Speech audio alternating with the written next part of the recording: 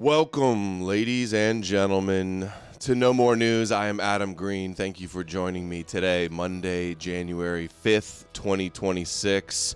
Huge news over the weekend, so much to cover. We're going to go over all of the developments with Trump's capturing of Maduro and regime change in Venezuela. Also, Trump is threatening now Colombia and Cuba and Mexico and Greenland in some latest clips. We're going to show all of the Israel connections to what's going on with Venezuela.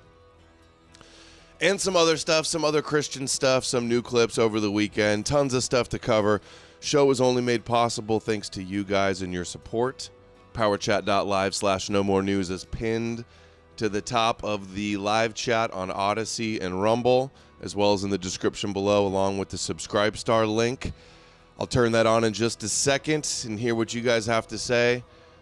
But let's hop right into it. I think it was late Friday night, well, even back that, Trump's was asked, Chris Menahan got a super viral post here, 600,000 likes. You rarely ever see something with over 500,000 likes. On New Year's, they asked Trump, what is your New Year's resolution? He says, peace on earth. Peace on earth, just like the Bible, the prophecies of the Bible. And then a few days later, bombs Venezuela, threatens all these other countries. Here we go.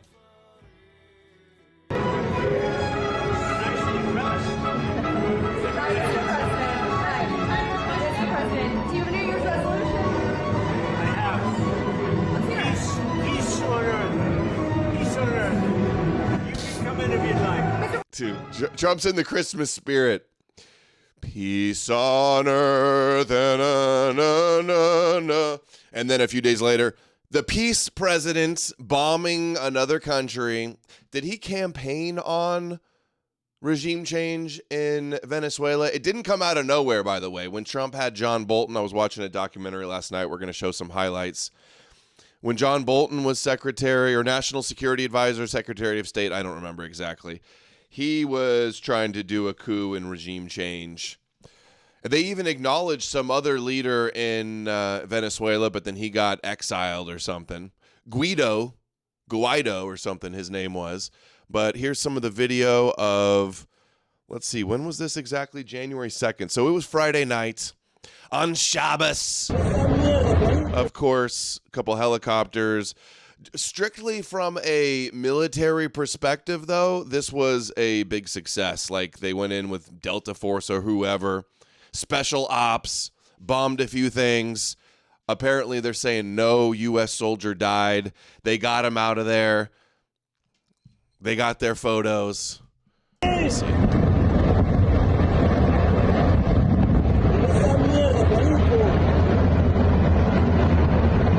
Bunch of helicopters. Easy work. They're taking the oil. They're saying it's an estimated $17 trillion of oil. Mira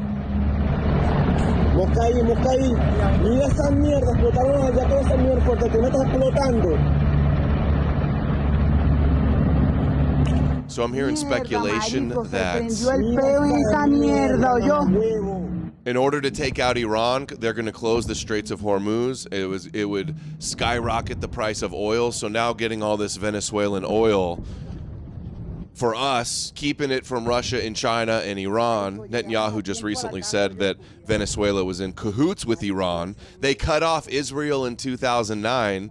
They have another Zionist puppet waiting in the wings to possibly take control that's already promised to move the embassy to Jerusalem. So there's some of the video. This video is a little better. Lights are still on here. I heard that they got the lights all shut off. Marico, vamos a moverla. Graba ahí, graba ahí. Gagos y mega gagos. That's funny, Jack Stone. Gagos y magagos. Oh, Onyx Rock, thank you. $10 for Unk. Unk? Am I your Unk? I am an uncle, coincidentally. Uncle Adam. To many niece and nephews. Zornder Edom, you think their military was standing down? Military success is a propaganda spin. I mean, they got him in one night. They took him alive in one night. Either way, even if they did get them to stand down, still a W. Okay, White House Post, Nicolas Maduro on board. In the Nike sweatsuit with the Guantanamo glasses, I guess. The White House Post, the United States of America has successfully carried out a large-scale strike against Venezuela and its leader Maduro, who has been, along with his wife, captured and flown out of the country. Operation was done in conjunction with U.S. law enforcement. Details to follow. And then he had a news conference. Thank you for paying attention to this matter. Here's some highlights from the news conference. But in terms of other countries that want oil, we're in the oil business. We're going to sell it to them. We're not going to say we're not going to give it to them. In other words, we'll be selling oil probably in much larger doses because they couldn't produce very much because their infrastructure was so bad. So we'll be selling large amounts of oil to other countries, many of whom are using it now, but I would say many more will come. But in terms of other countries that want oil, we're in the oil business. So a lot of evoking of the Monroe Doctrine. They're calling it the Donroe Doctrine now. Anything in the Western Hemisphere we can bomb and we can take for our national security. That's been what tons of people are pushing right now. Let's see. He says America will run Venezuela until a safe, proper, and judicious transition takes place. We're going to run the country until such time as we can do a safe, proper, and judicious transition. So we don't want to be involved with having somebody else get in, and we have the same situation that we had for the last long period of years. So we are going to run the country until such time as we can do a safe, proper, and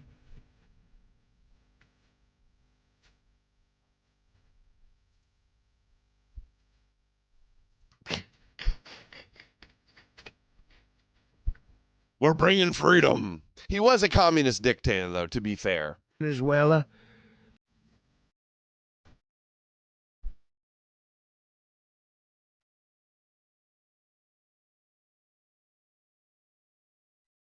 I hope we don't get tons of...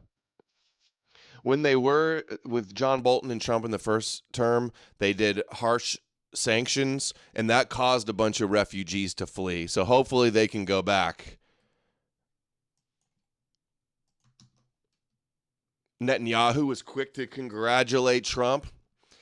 Thank you, Donald. Congratulations, Trump, for your bold and historic leadership on behalf of freedom and justice. Bringing democracy and freedom to Venezuela and taking the oil. Trump did promise, we're going to bomb them and take the oil.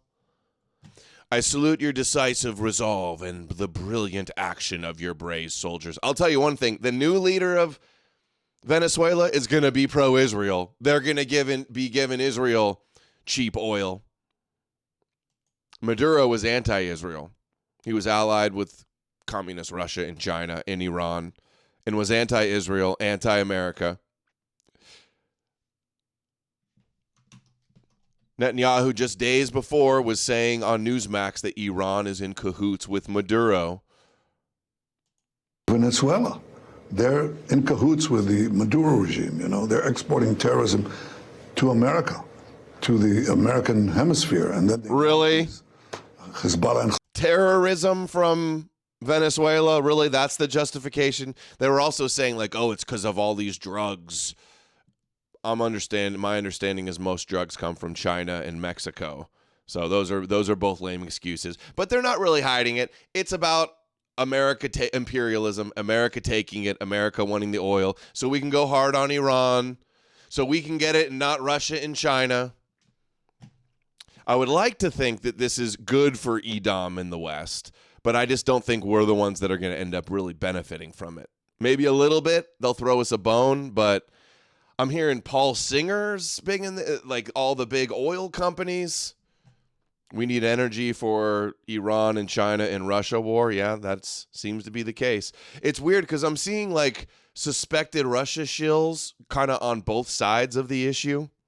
Hamas to get their guys into the United States. So Hamas and Iran's and its proxies are a threat not only to us, but to Israel, all America's allies in the Middle East, and to America itself.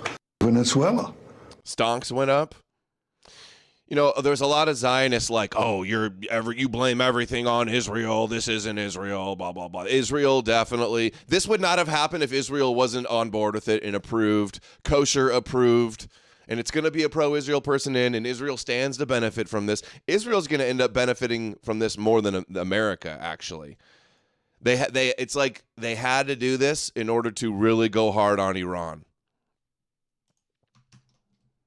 Breaking 2009 documentary showing the president of Israel saying Venezuela and Iran are the only two countries, quote unquote, spreading anti-Semitism. And there's Zornder Edom. $5. This entire action is so brazen and insane and bad for USA. Rubicon definitely crossed. Venezuela was one of the most moral countries in South America. Well, that's not Banned saying usury. Much. I keep hearing that ban usury, no Rothschild Central Bank, all that stuff. Those seems like, you know, the idea that every single country is like Rothschild. It's a little more nuanced than that. That's kind of like boomer Facebook meme, like every country but North Korea and Iran and whoever. They always say Russia too. Russia has no Rothschild banker. The Rothschild has an office there. Yeah, he was a dictator. It is a pretty low bar for South America, but Trump's threatening all the rest of South America too. So let's see this. Because they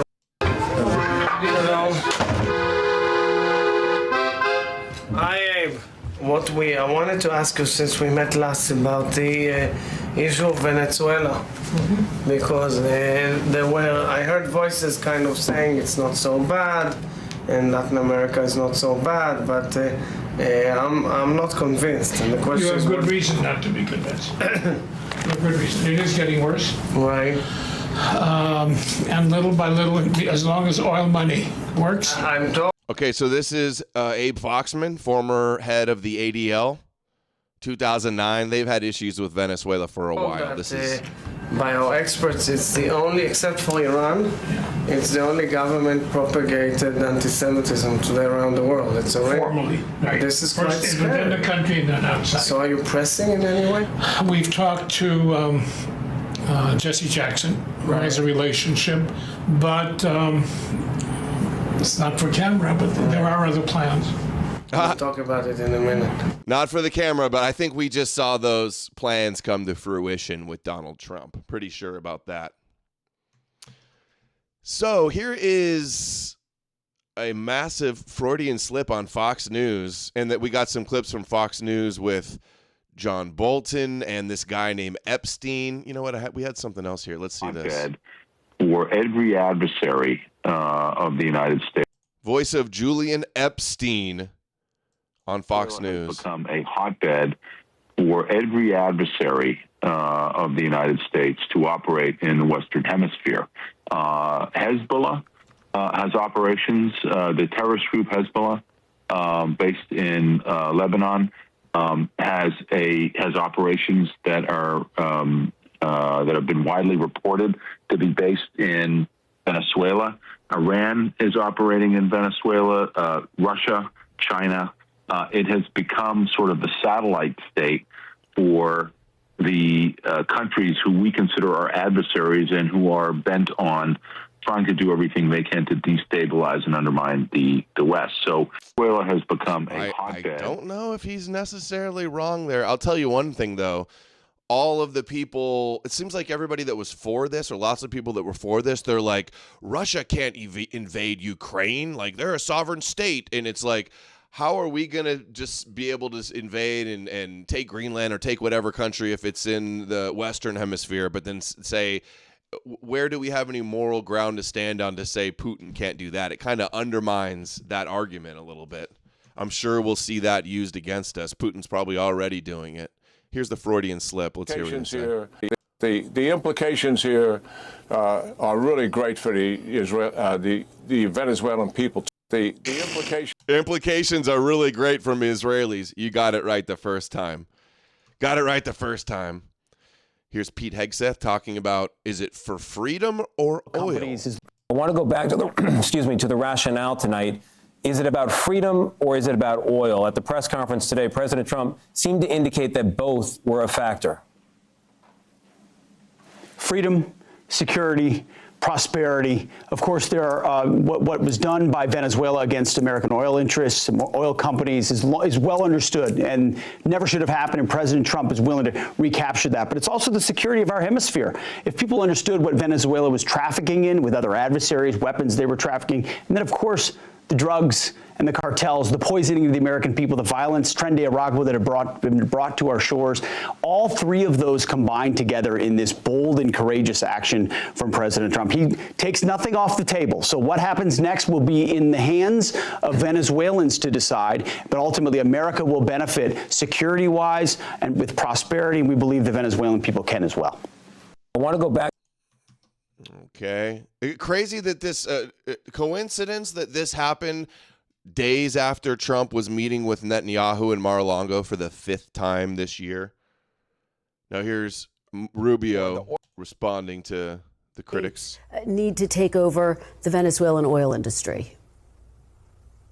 Well, we don't need to. First of all, let me go back up. We don't need Venezuela's oil. We have plenty of oil in the United States. What we're not going to allow is for the oil industry in Venezuela to be controlled by adversaries of the United States. You have to understand, why does China need their oil? Why does Russia need their oil? Why does Iran need their oil?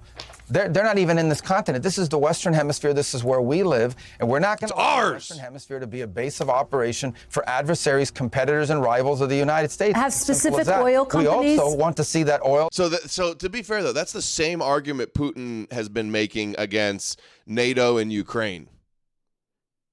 So I can guarantee you they're going to use that argument a lot. And the proceeds from it, hold on, we want to see the oil proceeds of that country benefit the people of Venezuela. Bull, you want a lot of Venezuelan baddies? Why have 8 million people left? They're all here already, probably. The single largest mass migration probably in modern history left Venezuela in 2014 because all the wealth of that country was stolen to the benefit of Maduro and his cronies in the regime, but not to the benefit of people of Venezuela. You know how destabilizing 8 million migrants is? The number one fear that Brazil has, that Colombia has, that all these countries in the region have about what's happening. Number one Groiper sent $10. Look forward to the only sane take out of America today. Oh, that's nice of you to say that, but I don't think I'm the only sane take. Venezuela and our involvement is they're afraid of another mass migration event. That's what they fear. This is deeply destabilizing stuff. It's not going to continue to happen. They are not going to come from outside of our hemisphere, destabilize our region in our own backyard, and us have to pay the price for it. Not under President Trump. Let's talk big picture. Only ones destabilizing anything will be us. The Venezuelan oil industry. Okay, who has the most oil? It's always about oil. Let's see. Not always. At total oil reserves around the world, all of the usual suspects. But the biggest of all, and this is according to various different sources, the biggest of all is Venezuela.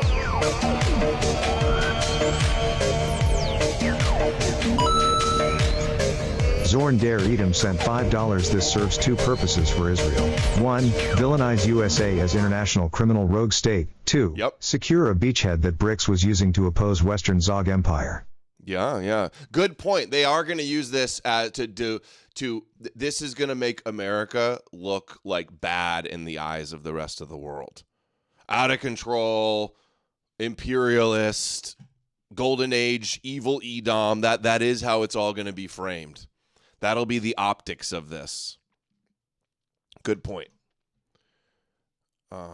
We'll get more into the oil in a second here. We've got more oil stuff. But this is the Venezuelan interim president blames Zionists for the invasion. From China, Russia, Latin America, the Caribbean, Africa, Asia, the governments of the world are simply shocked at the victims and targets of an attack of this nature, which undoubtedly has a Zionist slant. It's really shameful. From China, Russia, Latin America, the Caribbean, Africa, Asia. Clearly they're involved. I mean, when you have such a Zionist president and he's just meeting with Netanyahu, and Israel definitely is a big factor in all of this, fair. Okay, Venezuela's Nobel Prize winner, Machado, says, quote, as soon as we conquer freedom, she will move the Israeli embassy to Jerusalem. Of course, that's their replacement. Although Trump was talking trash about her, so she might not be the replacement. But let's hear. What a coincidence. This is who they want to replace Maduro with. I would like to thank Benjamin Netanyahu, the Prime Minister of the State of Israel. I promise one day we'll have a close relationship between Venezuela and Israel. I myself look forward to visit the State of Israel as soon as we conquer freedom. We will prevail. And I can announce this, that our government will move our Israeli embassy to Jerusalem. I would like. Congratulations, you're hired. You got the job. There's your prerequisite for being the new leader of Venezuela. No, but Trump says it'll be very tough because she doesn't have the support to win. So maybe they just have somebody else in mind. The answer is yes. Yes.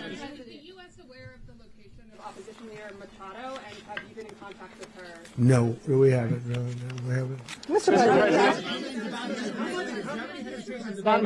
President, on Monday. I think it would be very tough for her to be the leader. She doesn't have the support within or the respect within the country. She's a very nice woman, but she doesn't have the respect within the country. Is it possible that the U.S. ends up administrating Venezuela for years? Well, it won't cost us anything because the money coming out of the ground is very substantial. So it's not going to cost us anything. We will. Well, we want safety there. We want to be surrounded by countries that aren't housing all of our enemies all over the world. That was happening, and you don't want to have that. But we're going to be rebuilding, and we're not spending money. The oil companies are going to go in. They're going to spend money. We're going to take back the oil that, frankly, we should have taken back a long time ago.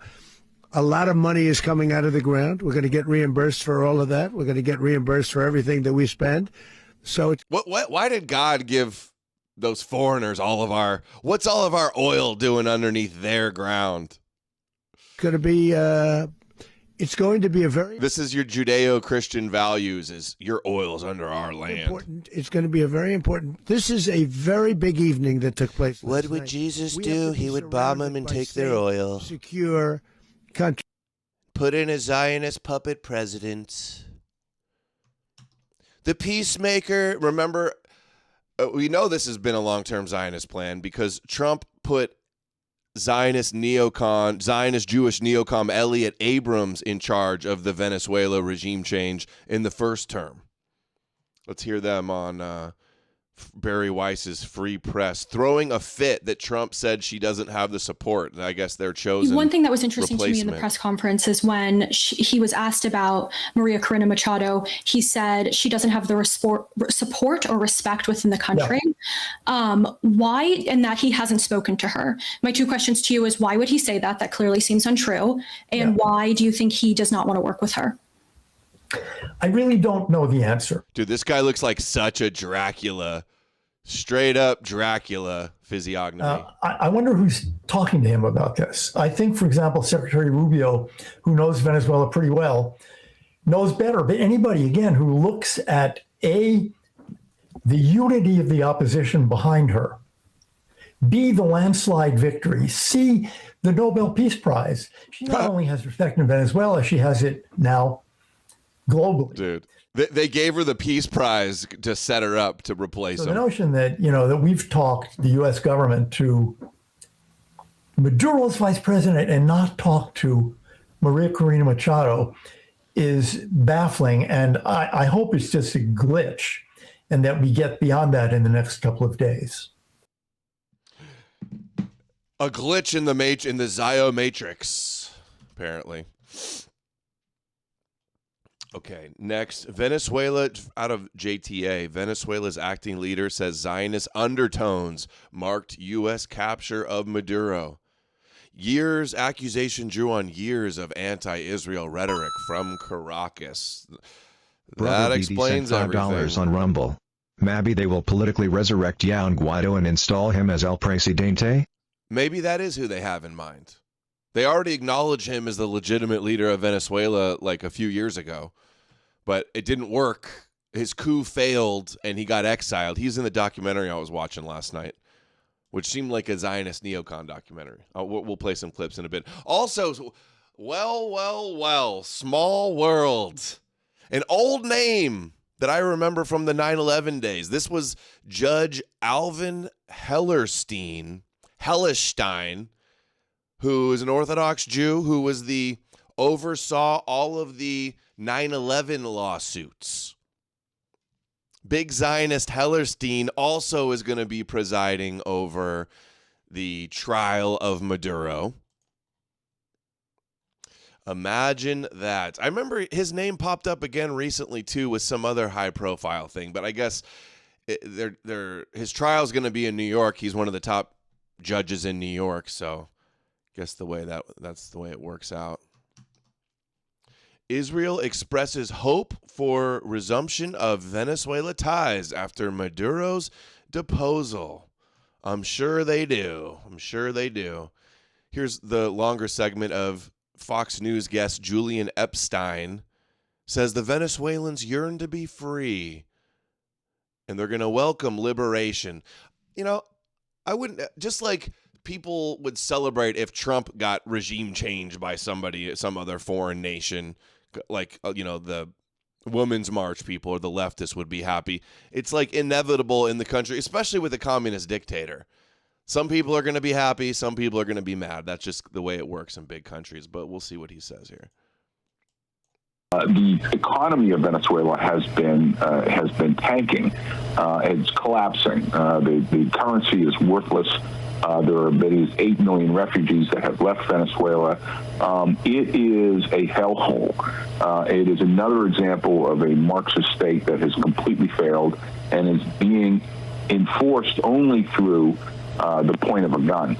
And so most Venezuelan people would like to be free from, I think, any serious survey of the Venezuelan situation on the ground would tell you that most Venezuelan people yearn to be free from the Maduro regime. So in many ways, what a military attack, whether you agree or not with the means of it, the result of it, I think, could be a very welcome liberation of the Venezuelan people from the brutal rule of... So they put sanctions on him in Trump's first term, but then when Russia invaded Ukraine, France and Macron and other Western nations tried to make up with Maduro and do some deals because they needed the oil, but apparently that fell the crack. He didn't play ball enough, and so now he's been replaced. The Maduro regime. Wow, that would be... There's a third element. Wouldn't allow them to sell their oil. Will be a scene if indeed the strikes stop. If the people of Venezuela flood the streets in joyous celebration at the potential fall of Maduro. Well, the people of Venezuela voted for Maria Machado, who won the last election, which was very recent, as you know. And I think there would be dancing in the streets if Maduro fell. So there's I'm seeing AI videos of people celebrating. I'm seeing stuff out of context from years ago of people in the streets. Maybe some real ones too. I'm not 100% sure. We're going to get to those in a bit here. Terrorist group Hezbollah, based in Venezuela, has become more from Epstein. We're bringing freedom and democracy, and they wanted us to liberate them, and it's good for Israel. Has become a hotbed for every adversary of the United States to operate in the Western Hemisphere. Hezbollah has operations. The terrorist group Hezbollah, based in Lebanon, has operations that are that have been widely reported to be based in Venezuela. Iran is operating in Venezuela. Russia, China.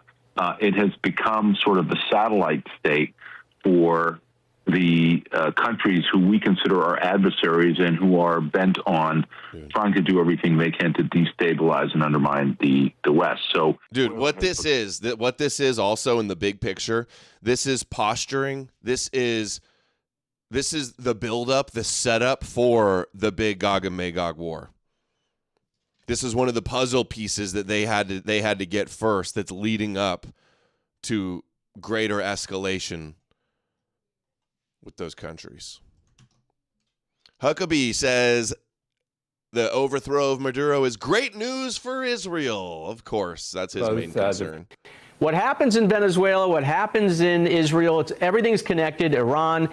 First off, let me ask you this, Ambassador. Your reaction when you saw what happened with the military and law enforcement operation in Venezuela? Well, my first reaction, Rob, was to say, praise the Lord and thank you, President Trump. A lot of people may not make the connection as to why this matters to us in the Middle East. What they don't know is that Hezbollah is very active in Venezuela. There has been a 20-year partnership between Iran and Venezuela under both two previous dictators. The ties are deep.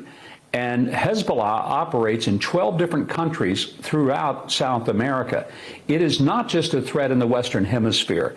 It is a threat to the Middle East. So for the president to go after Venezuela not only deals with narco-terrorism and the many deaths of Americans who are killed by the poison of drugs, it is going to make life for those of us living in the Middle East much better, much safer to take Maduro out, to recognize that Hezbollah is active here, targeting not just Jewish people in all over South America, but using those tentacles to ultimately reach into the United States. This is good news for America, good news for the world.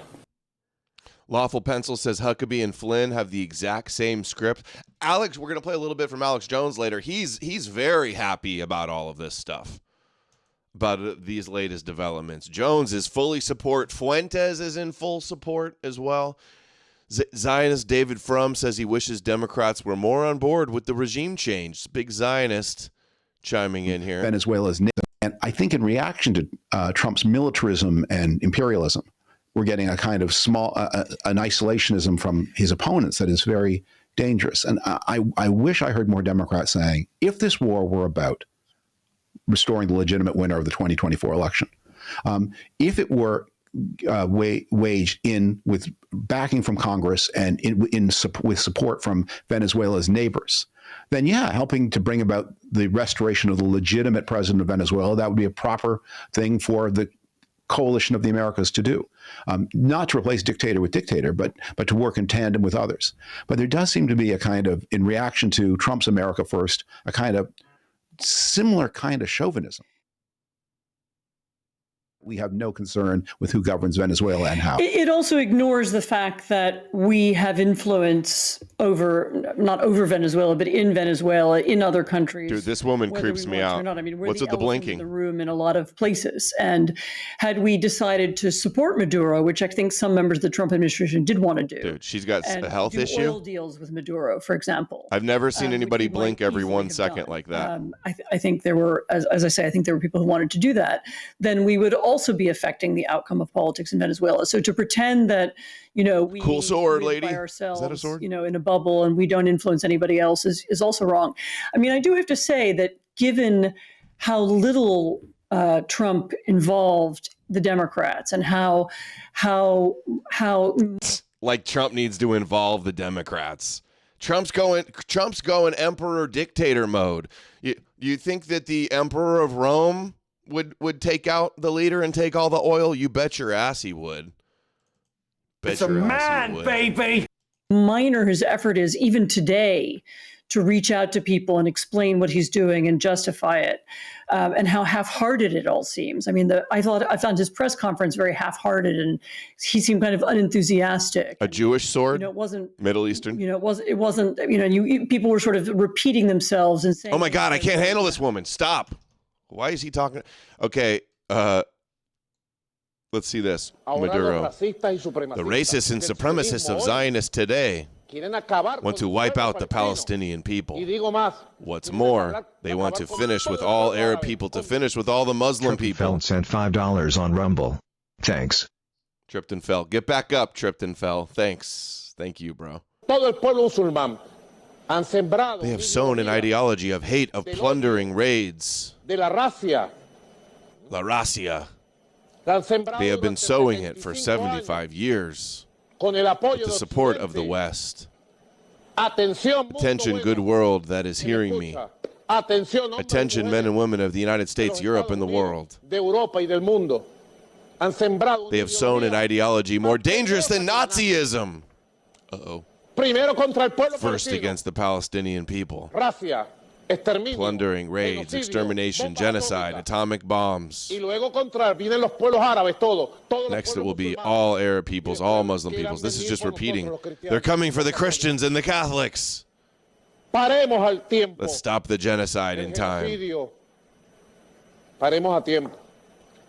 We must stop the Zionist genocide against the beloved Palestinian people.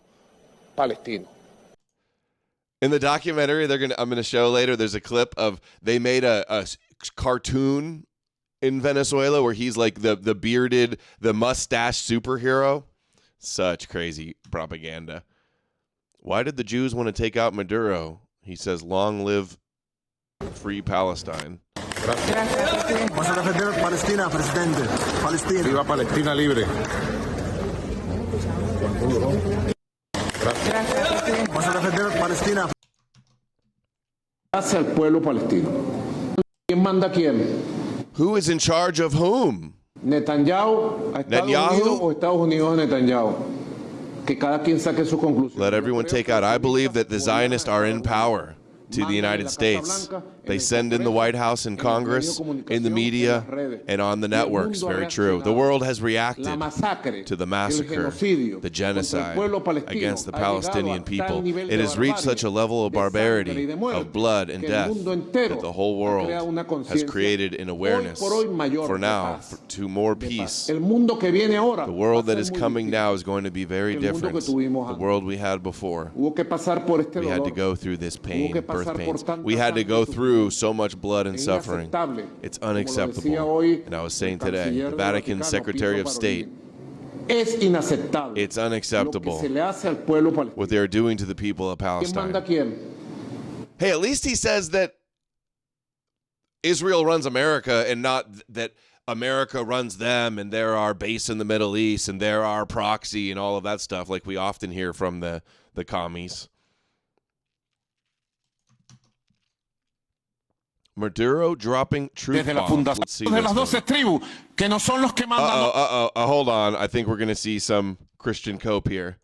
Those Jews from the 12 tribes who are not the ones who rule today, govern today. Hey, how'd your not real Jews shtick work out for you there, Maduro? Oh, but they're not real Jews. Yeah, well, you're really captured. You've really been captured and taken out. No es judío auténtico. Not an authentic Jew. A scoundrel comes from Poland. Para los que les gusta hablar de religión. For those who like to talk about religions and say this is a religious conflict, no, this is not a religious conflict.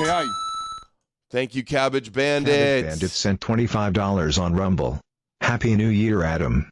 Thank you. Appreciate the support, Cabbage Bandit. You're awesome. Yeah, what's with this cope? Oh, it's not religion. They're fake Jews. They're not the real Jews of the Bible. How'd that work out for you? How'd that talking point work out? Religioso. El conflicto que hay desde la fundación exists since the foundation of Israel is a geopolitical conflict. Porque ese estado lo crearon. State was created to conquer the entire Middle East and Central Asia. Colonize those people. Yeah, but to say it is the Zionist project that they say. Goes from the Jordan River to the Euphrates and beyond. So don't say it's not religious then. They get those boundaries from the Bible. That is Judaism. That's not Zionism. That's not secular Khazarians from Poland. That's not the real Jews.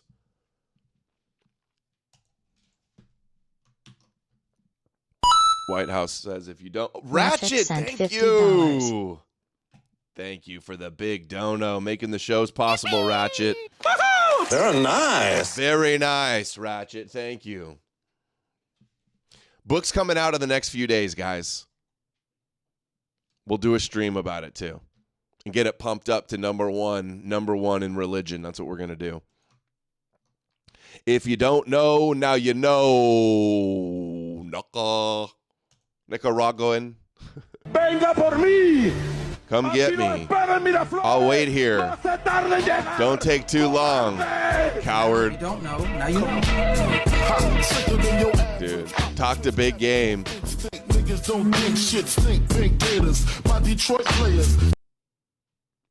Super gangster. Trump is going gangster mode. Gangster mode. The president of Colombia is making similar taunts at Trump. He'll probably get replaced next. Yeah, cringe. Totally cringe. The real reason Trump and donors want that oil, look at the Republican Jewish coalition. They're one of their tenets is they want energy dominance. For too long, the majority of oil was under the control of dictatorships, Maduro, and other repressive regimes seemingly intent on destroying Edom. Yeah, we know who else is hell-bent on destroying the Eagle of Edom, RJC. Who's in charge of Venezuela right now? Have you spoken to the new president? Trump says, we're in charge. The next question is who's in charge of Venezuela right now? Have you spoken to the newly sworn-in president there, Rodriguez? And what are your thoughts on the entire situation? You said the U.S. would run Venezuela. We're dealing with the people. We're dealing with the people that just got sworn in. And don't ask me who's in charge because I'll give you an answer and it'll be very controversial. What does that mean? It means we're in charge. Have you... I'm in charge. I'm taking Gaza. I'm taking Greenland. I'm taking Mexico. I'm taking everywhere. It's all mine. Trump. God mode, MAGA King Trump mode. Didn't I say this was coming? They're like, oh, why didn't he deal with the left? He's going to crush the left. He's going to get us in a war before the elections and cancel the elections and go and arrest all of his opposition. That's the type of shit we're going to see.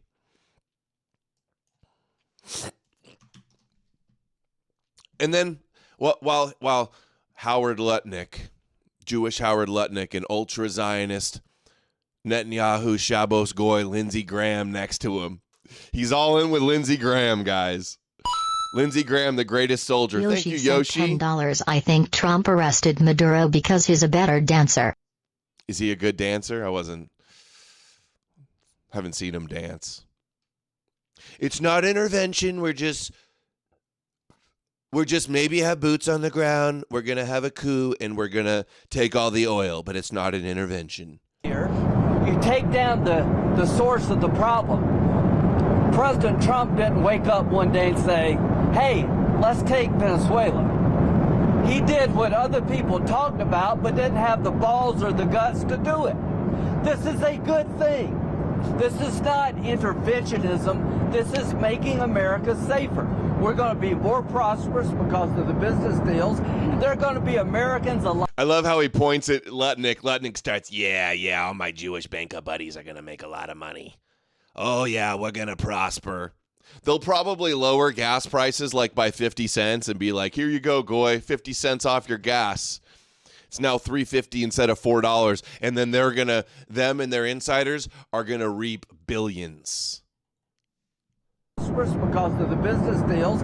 there are going to be Americans alive today because he shut down a narco-terrorist state called Venezuela. This is a good thing, not a bad thing. And the oil companies are going to go in and rebuild their system. They're going to spend billions of dollars, and they're going to take the oil out of the ground, and we're taking back what they stole. Remember, they stole our property. It was the greatest theft in the history of America. Nobody has ever stolen our property like they have. They took our oil away from us. I wonder what they're talking about. Are they saying like we had deals with them, and then they had their communist revolution with Hugo Chavez, right? And then they cut off Israel. Is that what they're talking about? They took the infrastructure away, and all that infrastructure is rotted and decayed. And the oil companies are going to go in and rebuild it. We're not going to spend very much money at all, if anything. But the oil companies are going to go, we're going to take our oil back. But we're going to also do things that, when you look at what he did, the drugs are terrible, but also terrible. He sent hundreds of thousands of people into our country that should not be here. And that means from prisons. That means... Well, who let him in? He sent people... My understanding is they had a refugee crisis because of the sanctions that we put on them. And then they come to America. Who lets them in? Who incentivizes them to come? He's blaming them for... He's blaming Maduro for our immigration policies?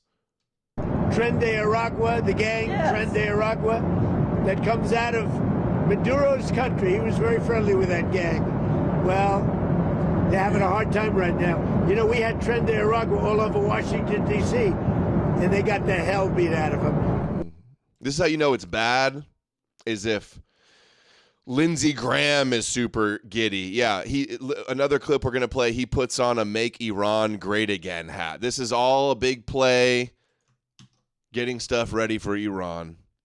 Trump even says maybe troops on the ground. That's off the table now. No, it's not. If they don't behave, we will do a second strike. The question is and a second strike. Are they going to be on the ground? They're doing any kind of peacekeeping? I think Americans are very... It depends on what happens. It depends a little bit on the new administration, if you want to call it so that. So you see that pushback from Rodriguez, and ultimately... Well, I don't think there was pushback. I think that... She called it... Well, you know, you hear a different person than I hear. Really? So you have spoken to her? We talked to them, yeah. Oh, you did speak? They've been very good. That's off the table now. All right.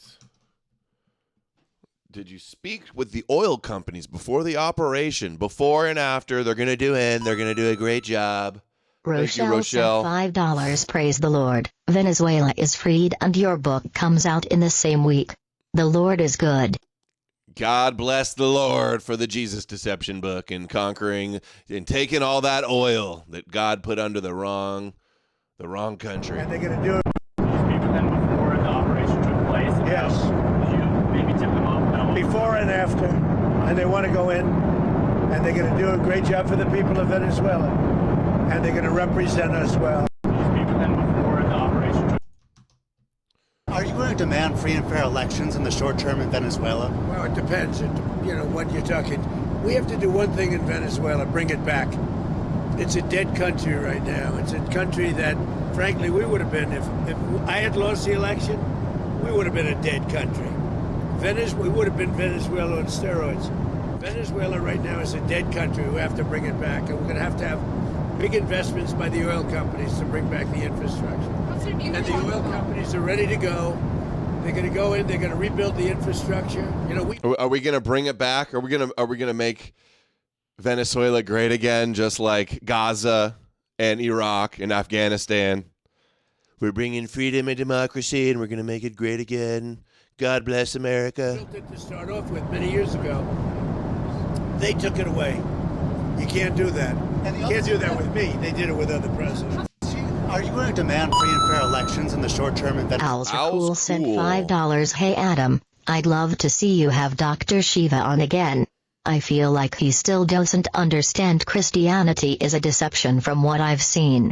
And recently he did a podcast on Zionism and anti-Semitism, which does align with some of your points. Yeah, I don't know. I guess he just needs to watch the show more. But yeah, I'll do another show if he wants to. We need total access to the oil and all of the natural minerals, the raw earth minerals. Short term, next 2 weeks, what do you need from Delcy Rodriguez? You've threatened total access. We need total access. We need access to the oil and True City sent $5 on Rumble. You. Do you follow Varga on YouTube? He made an interesting point regarding this geopolitical situation. I follow him on Twitter, and I believe I subscribe to his YouTube channel, but I haven't seen it ever show up in my feed. So I'll take a look and try to see what he had to say. Anything different than what I've talked about so far, maybe? to the oil and to other things in their country that allow us to rebuild their country. What other things? A lot of things. Roads that aren't built, bridges that are falling down. Yeah, bridges that are falling down, nobody can go anywhere. And on Greenland. Dude, what about America? What about our infrastructure? Oh, we'll build it all back with all the Venezuelan oil. Short term, next 2 weeks, what do you need from Delcy Rodriguez? You've threatened total access. We need total access. We need access. So I just looked up what Trump is claiming about they're stealing our oil. So they nationalized their oil industry decades ago in '76 and under Hugo Chavez in the 2000s, taking control of oil production from foreign companies, including some U.S. firms. Companies that refuse new terms had their assets expropriated. Okay, so that's what he's talking about. Companies are you going there? Are there any other companies that you've talked to? Companies he's talked to about the... It's a disaster. We got to fix the country fast. President Trump, are there going to be any more? You said the oil companies are you going there. Are there any other companies that you've talked to about dealing with Venezuela? Maybe Mr. Ludwig could talk about that. Are there any other corporations, entities outside Many of oil? outside of the oil business. Well, the oil business, yes, but outside, yes. Howard, you want to? You have steel, you have minerals, right? All the critical minerals. They have a great mining history. Dude, these guys are drooling for everything they're going to steal. $5 on Rumble. He talked about quantum computers, AI, and China mostly. His channel is Thulian Reconquest. Thank you. Yeah, everybody follow that. Follow Varg's new YouTube channel. Yeah, it's not just about the oil. It's about, I think, gold, silver. He said steel here. Other resources as well. For AI, for all of technology. And these guys are just like drooling and like feverishly excited for everything they're going to get here. You have minerals, right? All the critical minerals. They have a great mining history that's gone rusty. So steel, aluminum, minerals, I mean, this is all, it's a rich. It was once upon a time one of the great economies and cultures of the world, and it was destroyed, and now President Trump is going to fix it and bring it back for the Venezuela. But it's not easy. It's really gone bad. But it's got potential. What? Any rare earth minerals? They have rare earth, but everybody has rare earth. Rare earth is not rare. What's rare is the processing. We're doing processing plants all over. There's no such thing as rare earth. The rare earth is everywhere. What isn't everywhere? Dude, these guys are laughing and giddy like they just hit the lottery or something. It's the processing of rare earth, and we have a lot of places going up right now. One thing we haven't heard you specifically. They're all so rich already too, and they're still just seeing dollar signs in their head. So I'm reading an ABC article. It says U.S. companies ExxonMobil and did not accept the deal and took Venezuela to arbitration. Both companies were later awarded billions in compensation, which Venezuela began paying, but payments stopped after U.S. sanctions, preventing Venezuela from selling oil. Is that stealing? Not really. They did cut us off, though. I endorsed, as you know, you did, yeah. You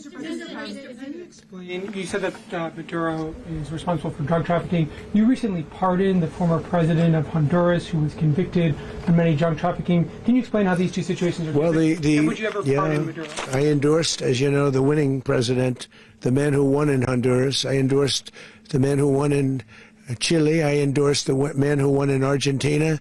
And we are doing very well with that whole group. How about Brazil? Their guy, who was the Zionist in Brazil? What's his name? He lost, and I think he's in jail now. What is his name? I've been really bad at forgetting names recently, even names that I commonly know. Bolsonaro. I pardoned was, if you could equate it to us, he was treated like the Biden administration treated a man named Trump. So the ham said $5. I'm pretty down. This event is an ultimate litmus test for who is an American patriot and who is a shippo show ready to sell out their children to Zion. So depressing. You know, it's kind of an easy sell for the MAGA people. You know, Alex Jones is real excited. It's like they can sell it as, oh, it's just against our adversaries. We need the oil. It's in our hemisphere. You know, we can't let Russia and Iran and China take it. He was a communist dictator. You know, so it's like it's not a hard sell with a lot of people. But I think time will only tell how it actually plays out and who will ultimately benefit, who will reap the benefits from this. And I think ultimately it's going to be, we just know this would never have happened if it wasn't Israel wanted it. And the new leader is going to be pro-Israel. You can bet your ass about that. Probably like this one lady moving the embassy to Jerusalem. For them, this was a man who was persecuted very unfairly. He was the head of the country. He was persecuted very unfairly. And there are a number of them. And we felt that it was a very unfair situation that happened to him. He's also a party member of the man who won. So obviously the people liked what I did. And one of the reasons that was done is because of the fact that the party in power felt very strongly that that man was treated very badly. I studied it very quickly, and then I studied it in great detail. I went to a lot of the people standing behind me, and they felt that that man was persecuted and treated very badly. That's why I gave him a pardon. So, persecuted. In other words, Hugh oh, Zero whoa, sent $50 on Rumble. Hey, who is? At Hugh Zero is cool it with the anti-Samuelisms MMMK. Oil is just a social construct. Samuelisms? I don't know what a Samuelism, but appreciate the big dono. What is an anti-Samuelism? Oil is a social construct. Dude, oil's like infinite, bro. It doesn't come from fossil fuels, dude. There's no limit on it, man. It's fake.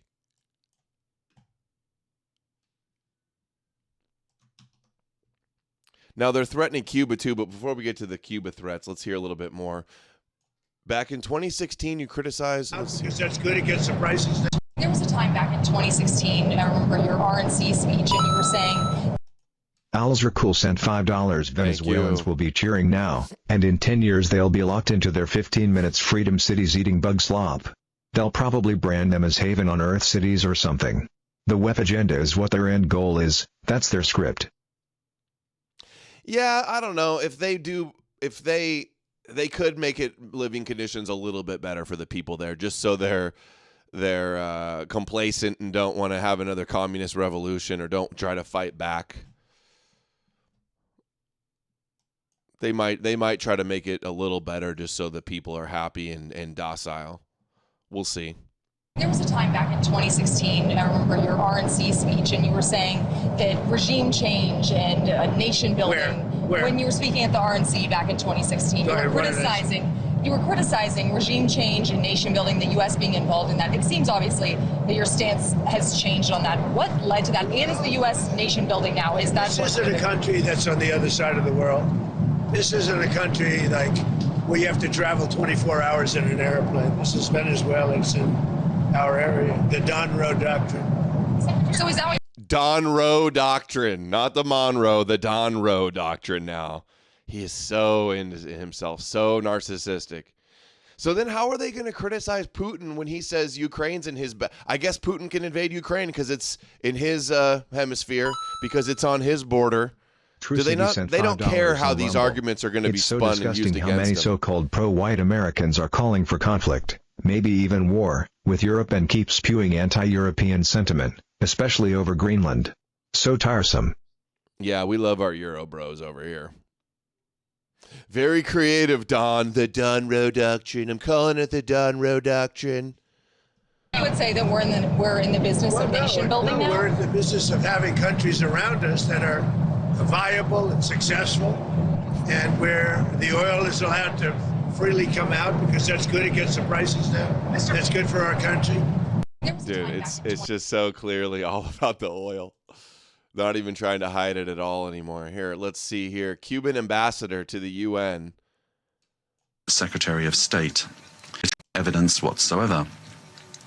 The U.S. military attack against Venezuela has no justification whatsoever. It does not respond to any provocation, nor does it possess legitimacy. It is based on the aberrant doctrine of peace through force and undermines the stability and peace that have characterized our Latin American and Caribbean region for years. It seeks to promote a change in the constitutional order of the Bolivarian Republic of Venezuela, freely chosen by its people. Its ultimate objective is not the false narrative of combating drug trafficking, but control over Venezuela's land and natural resources, as has been openly and shamelessly declared by President.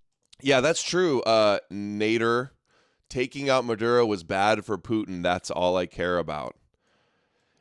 When you think of it, it's kind of not. It's like a little nuanced, this situation, which is why I say I'm just trying to look at all the different angles, and really, whether people support it or not doesn't change anything. Trump's gonna do whatever Trump's gonna do.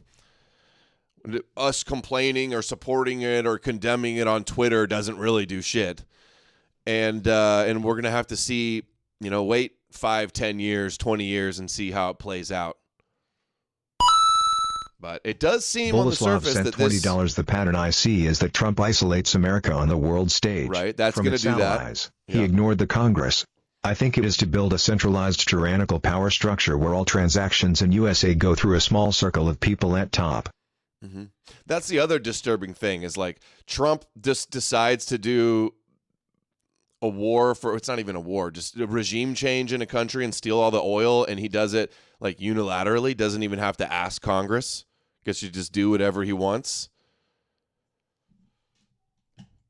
President Trump and his Secretary of State. This is an imperialist and fascist aggression with objectives of domination that seeks to revive the U.S. hegemonic ambitions over our America, anchored in the outdated Monroe Doctrine. It also seeks to intimidate and subjugate the governments of Latin America and the Caribbean. Garrett sent $10. Garrett? I just Thank you. arrived in Colombia, and I'm not here a week before Trump is telling Petro to watch his. Yeah. Again. Wondering if I should stay. Dude. You said you were going to Colombia for work or something, right? Wow. You'll be fine. You'll be fine. Have a good time. Be safe. Have a good time down there. You'll be fine. Cuba calls for an urgent reaction. I don't know. Colombia is like one of the most dangerous places in the world, right? Pete Rules 247 sent $5 on Rumble. Did you notice that many supposedly friendly X and Telegram channels just started supporting this and called it based and anti-communist? Mm-hmm. Kinda shows how many voices are controlled up. Well, you don't know exactly who's controlled up. People can really think this way. But yes, not on Telegram, but I have noticed lots of people on Twitter. They're all saying like, oh, if you're not for, they're communist and it's based, we're stealing their oil, and this is making America great and dominant, which seems to be there is some case for that. I don't know if that's exactly how it'll play out, but they are like the discourse is they're trying to frame that anybody that's talking about like, oh, this is illegal, or this Trump's a hypocrite, he said he wasn't going to do this. They go, oh, that's brown coded. Oh, you're with BRICS. You're with the third worldist. I am seeing a lot of those arguments, but it's like, and then the other side goes, oh, well, you're a Zionist neocon, and the Zionists are happy about this, and this is benefiting Israel. And honestly, it seems like both of them are kind of right. It's like there is a little bit of truth on both sides of those arguments, to be fair. So this is why, I don't have all the answers. I'm trying to figure it out. I don't know if anybody knows exactly how this is going to pan out besides the social engineers. So we will see. From the international community against this criminal attack on Venezuela, a peaceful nation that does not attack the United States or any other country. We call on all governments, parliaments, social... Yeah, like Shapiro and Fuentes are on the same page on this one. Exactly. But at the same time, I can see the people that are kvetching are like Dugin and Jackson Hinkle and the Russia shills. Well, what I find surprising is like some of the people that I've generally seen as Putin shills are happy about this. Like Alex Jones is happy about this.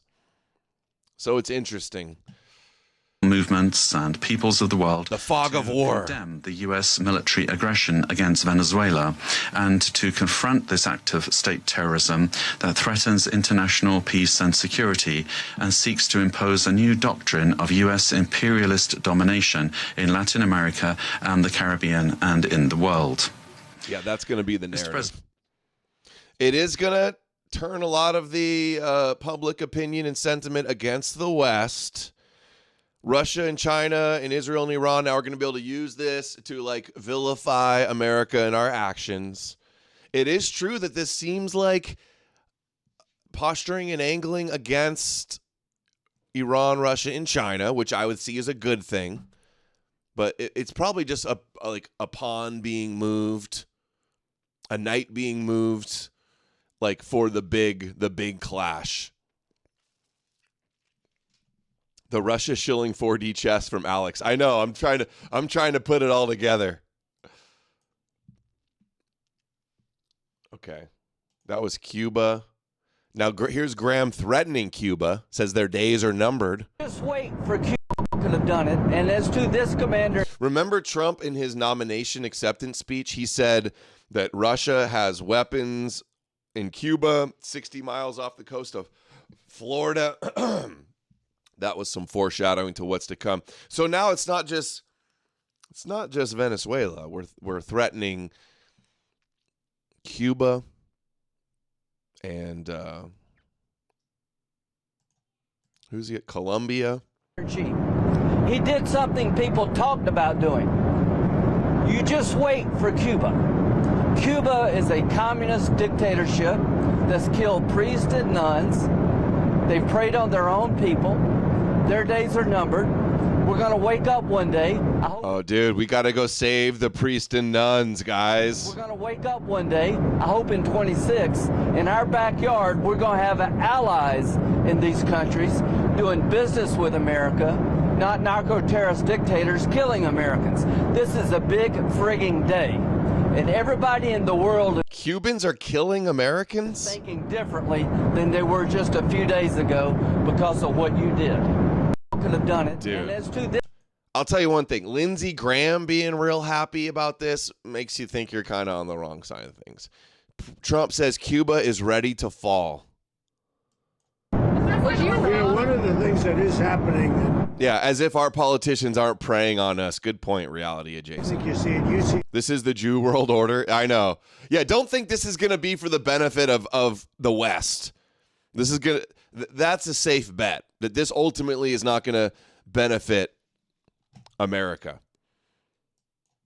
We'll be scapegoated and blamed for it, but then we won't be the main benefactors. That's probably a safe bet. All the time, Howard, you've seen it. That Cuba is ready to fall. You know? Yes. Cuba looks like it. Dude, look how happy he was. Yes, yes. I think he just came in his pants. Watch this. You know? Yes. Cuba looks like Cuba is ready to fall. You know? Yes. Cuba looks like it's ready to fall. I don't know if they're going to hold out. But Cuba now has no income. They got all of their income from Venezuela, from the Venezuelan oil. They're not getting any of it. And Cuba literally is ready to fall. And you have a lot of great Cuban Americans that are going to be very happy about this. Marco Rubio. One of the things that... Let's see. Don't want to get out of order. Okay, I got some Colombia stuff. We're not there yet. Trump's bragging in the same interviews on the plane, bragging about he predicted bin Laden would attack the World Trade Center. There's a whole... By the way, you mentioned something that's interesting. Lindsay mentioned bin Laden. Do you know I wrote about bin Laden 1 year before the attack on the World Trade Center? And I said, you got to go after bin Laden. It was in my book. And very few people want to say that, but it was in my book. It was in his book. It was in BB's book. Coincidence, I'm sure. You know that. I think you've actually talked about it. Yeah, what do they want with Cuba? Their cigars? Does Cuba have lots of oil? Trevgus sent $5 on Rumble. Dude, Yeah. I'm in Florida. All the Cubans here want us to liberate their families still there. No, I believe They that's all probably hate true. communism. Yeah, and if they're allied with Russia, that would be enough to install a puppet over there and take them out. That's probably very true. I'm sure there's Venezuelans also that have also fled the communist revolution and dictatorship. So there's some truth to it. If they would have listened to me, they would have taken out bin Laden, and you wouldn't have had the World Trade Center tragedy. Yeah, this is certainly going. Did you know that? I predicted bin Laden. I learned something every day. No, but did you hear that? Well, I didn't. I just heard it right now. No, I wrote a book. It was 1 year before the attack that the book came out, and it talked about, there's a whole page, a whole section dedicated to a guy named bin Laden who's a bad guy who you have to take out. So? I wonder where he heard that. Who could he have heard that from? His Kabbalah teacher told him that. No, I know that's a joke, Jack Stone, but in his book, I think it was The Art of the Deal, might have been a different book though. There was a chapter written by one of his Jewish friends that talked about his Kabbalah teacher is actually the true lore behind that one. I'm sure you heard it from some Zionist Jew though, the bin Laden thing. I'll get the book, but right after. I'll get the book. By the way, Good one, Lindsay. Colombia's very sick too. We're gonna have to maybe bring some freedom and democracy to Colombia as well. Colombia is very sick too, run by a sick man who likes making cocaine and selling it to the United States, and he's not going to be doing it very long, let me tell you. What does that mean? He's not going to be doing it very long. He's not doing it very long. He has cocaine mills and cocaine factories. He's not going to be doing it very long. So there will be an operation by the U.S. and It sounds good to me. Secretary Rubio mentioned. You know why? Because they kill a lot of people. Colombia is very sick too. Cocaine kills a lot of people. We're tired of all this cocaine in America. We got to do something with our cocaine problem. We're going to, any country that has any coca leaves, we're going to put in a Zionist puppet dictator for you. Colombia's president taunts President Trump. Si quiere, no acepto invasión. A mí no me amenace. Cocaine kingpin taunts Donald Trump. A mí no me amenace. Aquí lo espero si quiere. No acepto invasiones. Oil prices are going down. Cocaine prices going way up. Good for business. Good for the CIA's bottom line, if you catch my drift. No acepto misiles. No acepto asesinatos. Acepto inteligencia. Yeah. Vengan aquí a hablar con. Okay, this is not translated. That's right. Rubio is Cuban. Oh, wait, no, isn't is Rubio Cuban or is it Ted Cruz is Cuban or both of them? Yeah, imagine drugs being the reason to attack another country. Like, meanwhile, look at our drug big pharma business. Hey, are we going to go after the Sacklers also? And the opium epidemic? Nixon drug war. War on drugs all over again. Okay, we have some others I think that are translated. Here's the Colombian president challenges Donald Trump. Hopefully this one's translated. No los conozco. Or dubbed. Entonces le tengo que decir al señor Marco Rubio, hermano, si me va a meter preso a ver si puede. Said Marco Rubio's a bitch, I think he said. Si quiere poner la pijama naranja, inténtelo. All right. Pero come on, guys. We need translations here. Let's hear another one. It goes after Trump. At least when this one has subtitles. The clan of pedophiles want to destroy democracy in Colombia. Duro. Okay, he's going Q. He's going full Q. Ahí está la realidad. That's the reality. Parisia Parisia time. Time sent $5 on Rumble. Watching Happy the New Year, replay. Adam I and know. fellow No More News enjoyers. I just checked and Trump has pardoned dozens of drug traffickers during his presidency, but I'm sure he's really concerned about the drug cartels. Yeah, I'm sure. Good point. Oh, he says Trump's attacking them to prevent the Epstein list from coming out. I think it's a lot more than that. I don't think this is a distraction from Epstein. I feel like it's Pero ahí está la bit bigger magnitude than that. Y para que no salga la lista, entonces nos envían acorazados a matar. They'll send warships to kill fishermen. Y amenazar al vecino. Talking about dictator. Dictador o no. ¿Cómo que el pueblo de Colombia va a aplaudir? As if the people of Colombia would applaud an invasion. No es el presidente, sino el pueblo de Venezuela. ¿Cuándo? Seríamos así de traidores y de vendidos, de que nuestra propia sangre la betraying our own blood. El pueblo del Ecuador o el pueblo de Panamá o el pueblo de Venezuela no es nuestro propio pueblo. Y entonces quieren que el presidente haga lo que quería hacer Duque, cobarde, prestar las tierras de Colombia para que desde ahí se invadiera a un país hermano que tiene la misma historia, shares the same history as us, get invaded. Bolivar came to die here in this city. No se puede. All Catholics, by the way, right? Presidente de Colombia que haga Good eso, point. Presidente maldito por la generación. Cursed by future generations. Yeah, we are going to have blowback. We are going to be vilified and demonized because of this, for sure. Will it matter? Será olvidado como un traidor.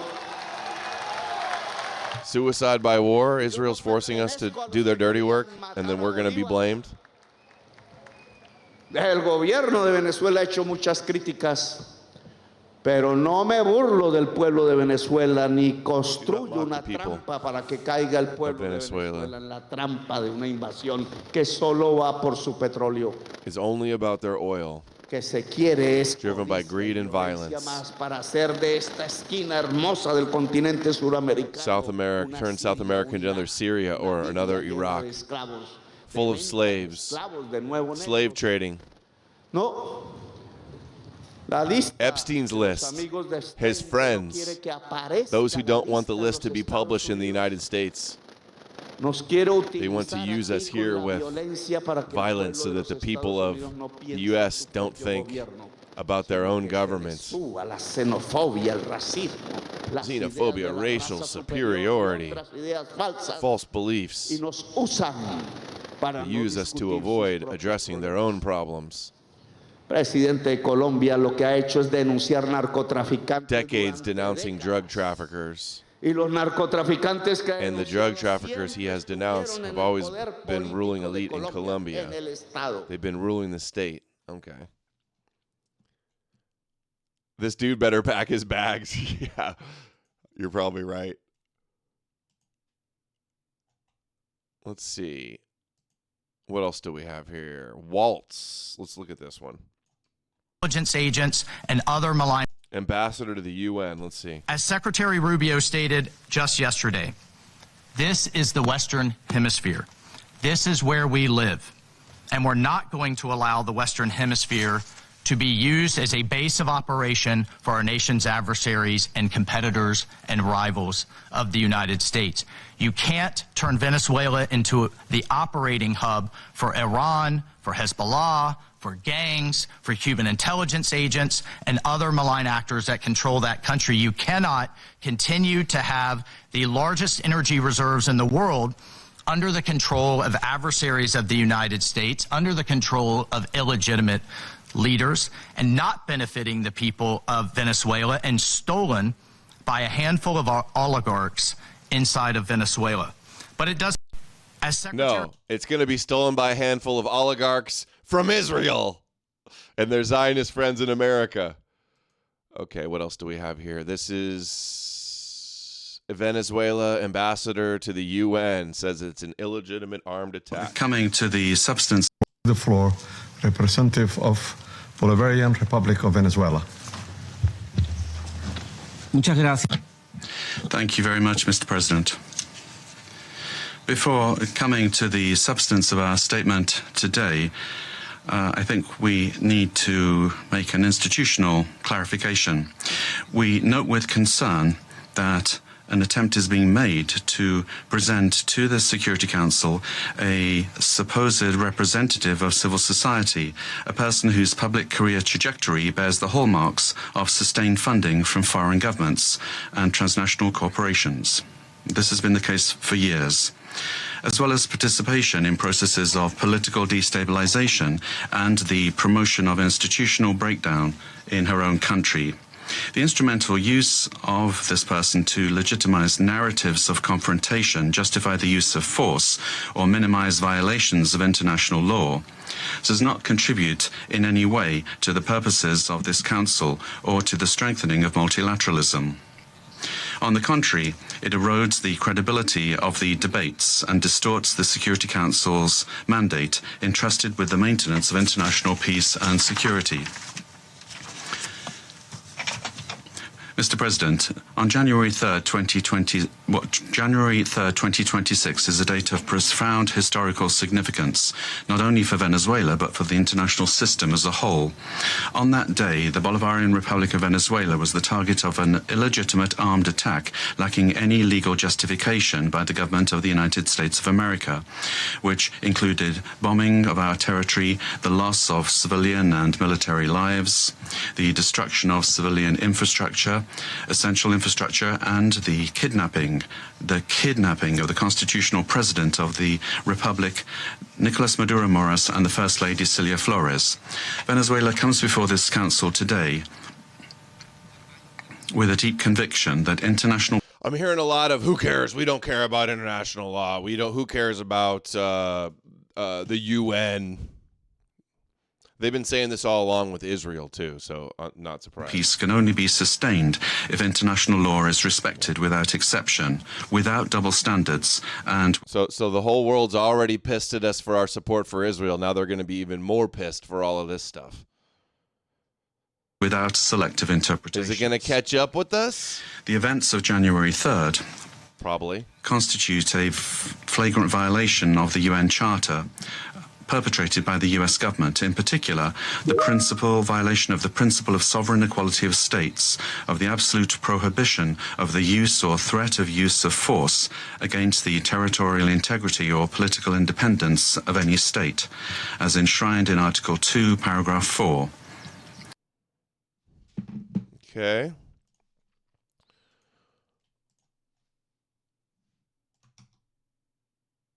Oh, this is actually about peace on Earth. Remember, he said this, our first video, this is what he said at New Year's. His New Year's resolution is peace on Earth. Well, Trump is bringing peace on Earth. The Monroe Doctrine. They lost sight of it. It's about peace on Earth. How is it peace on Earth? Peace on Earth. We got to have peace. It's our hemisphere. The Monroe Doctrine was very important when it was done, and other presidents, a lot of them, they lost sight of it. I didn't lose sight, but it really is. It's peace on Earth. It's about peace on Earth. Peace on Earth. We're fulfilling the prophecies of peace on Earth. Give me the Peace Prize. He's gonna bomb all these different South American countries and then be like, give me the Peace Prize. Graham puts on a Make Iran Great Again hat. This is the giveaway that this Venezuela is deeply related to Iran. And we have this ominous message from Naftali Bennett that says, it's time.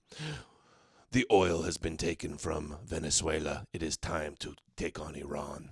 And it is time for Gog and Magog. So I pray and hope that 2026 will be the year that we make Iran great again. Dude, it's so cringe. So I pray and hope that 2026 will be the year that we make Iran great. Dude. Dying of cringe. Oh, tough guy. Tough guy. Dude, such an act. He really thought that would go so hard. What an idiot, man. He thought that was so hard. Didn't work. We are laughing.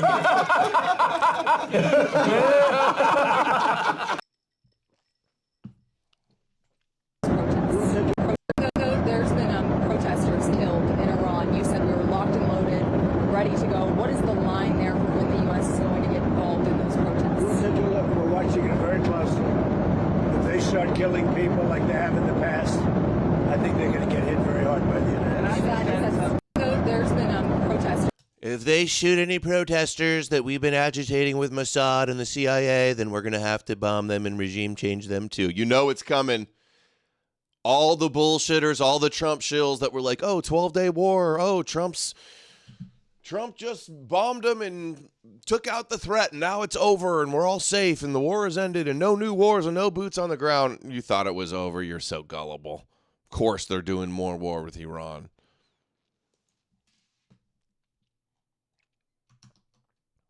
It is time. Dude, these Jews trying to act so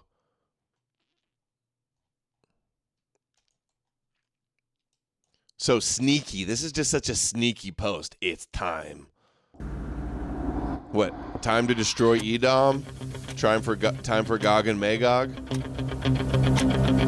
Time to take out Iran? Dude. Pretty sure that all the sand already went through too, so time's up, goy. 27,000 likes?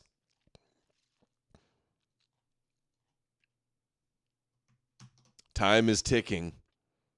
Trump also putting Denmark on notice again. All of this is just putting the pieces in place, gearing up for the big show. For the, Joe, the prophets say the world will end in the Middle East. On Greenland, would Greenland now? Yeah. How did we come up to Greenland? So, do you expect to take an action against Greenland? Well, I don't want to talk about Greenland. Let's talk about Venezuela, Russia, Ukraine. We'll worry about Greenland in about 2 months. Let's talk about Greenland in 20 days. On Venezuela, we talked so much about energy. By the way, I will say this about Greenland.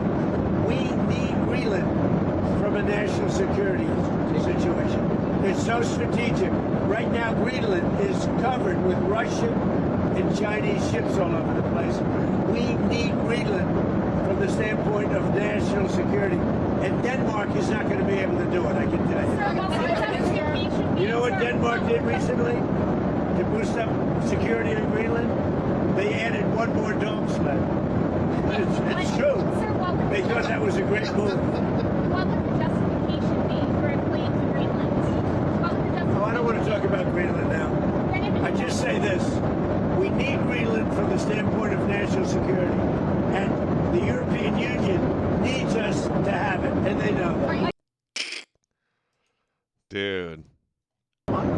Oh, I think I have something about Greenland. Oh, yeah. Denmark's prime minister responds. Let's see what they say. When was this, by the way? This is yesterday? Threats, pressure, and condescending remarks. Even from our close, listen to a lot. Threats, pressure, and condescending remarks. Even from our closest allies for a generation. About wanting to take over another country and another people as if it was something you could buy and own that has no place anywhere. We shoulder our responsibility in the world, and it is not us who will seek out conflict. But let there be no doubt. No matter what happens, we will stand firm on what is right and what is wrong. Listen to a lot. Threats. Greenland is like all snow. On the way to Germany and on the way back, we flew over Greenland. Pure snow. Looks like the North Pole. Denmark. Trump's really about to strong arm and punk Denmark. Our Viking bros in Denmark for Gog and Magog war.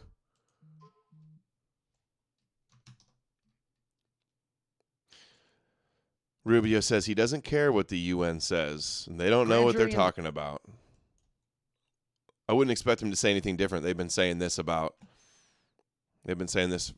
regards to Israel for a long time. Anyway. You're wrong in your question. Number one, Venezuela is a major source, and the reason why is the following. And I've seen a lot of this reporting, and it's fake reporting, and I'll tell you why.